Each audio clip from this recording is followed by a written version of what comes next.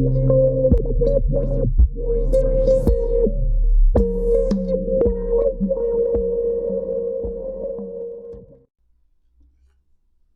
morning. We are back. A week later. I'm surprised that I even committed myself to recording a second video, because I don't usually follow through with things that I plan to do, but here we are. I've even upgraded my situation. I've changed the angle a little bit. You know, I have some artwork back there. I got myself a different chair. I figure if I am going to commit myself to doing these videos, I might as well be comfortable. I've got my coffee, my Navy cup. Well, this video is about doubt, mainly. I do have another question besides doubt, but the first meditation of Descartes' Meditations on First Philosophy deals with doubt, and specifically the question, what can be called into doubt? I'm just going to read a quote from my notes, which you can find in the description. It's a Google Doc that I'm updating constantly. It's notes. That's what it is. It's not a essay. It's pretty much just bullet points, but it's notes. And if you would like to look at them, they're down in the description. He strips away his own perception, layer by layer, while disregarding God as an all-seeing entity and replacing it with a malicious demon who fabricates perception through the senses. Malicious.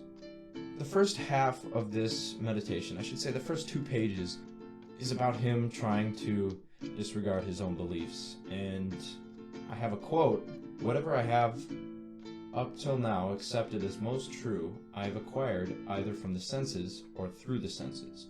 But from time to time I have found that senses deceive, and it is prudent never to completely trust those who have deceived us even once."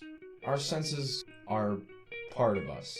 They're always on. So we've just come accustomed to feeling those senses. Like, we feel things with our hands, we feel temperature with our skin, we see things with our eyes, we hear things all the time. So we generally just kind of lump them together with us, as I see or I hear. With this, he's separating them. Our senses are things that give us information, and sometimes those senses could be deceiving.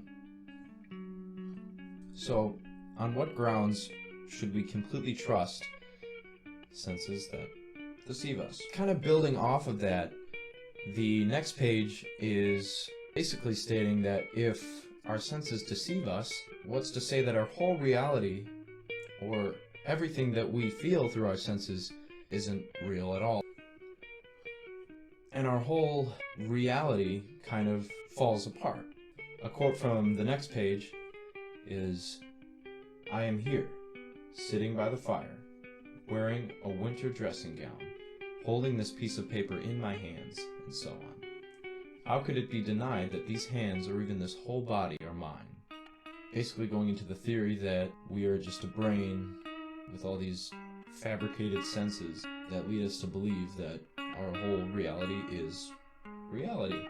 Which I've heard a lot of people talk about this. A lot of people speculate on, oh, if none of this is real, you know, what's on the outside, or what's beyond that. But I thought this was as the first thing you read, the first meditation, I think it's kind of good. It kind of puts you in a position to make that reality check. You know, say, okay, oh, there's this whole other idea that none of this is even real. So it leaves a blank canvas, which I think is a really good start to any thought process of life in general and paint. The second question I had, it wasn't really, a big topic in the first meditation. It was just one little paragraph at the beginning. Descartes was basically saying, he had this idea when he was younger, but he thought it would be wise to wait until he was has fully matured in order to fully understand philosophy. He wanted to wait until he had a more in-depth understanding of life. I understand, but there are two ways of thinking. Nowadays, a lot of people like to separate age from maturity. So it doesn't matter if you're 45 years old, you're still immature.